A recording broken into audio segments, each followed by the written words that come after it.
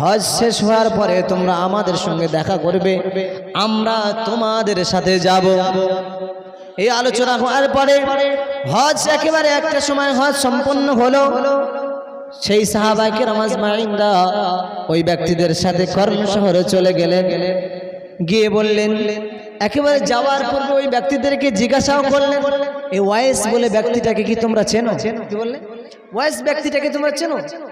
বলছি ওয়াইস, ও তো একটা পাগল, ভেড়া চড়ায়, সারাদিন মাঠে মাঠে ঘুরে ভেড়া চড়ায়। ওয়াইসকে চেনো?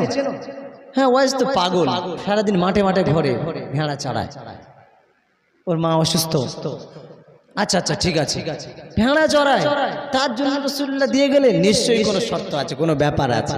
কৌতূহল হলো, যেতেই হচ্ছে। হযরত আবু বকর গেলেন, ওমর ফারুক রাদিয়াল্লাহু তাআলা গেলেন, চারজন সাহাবী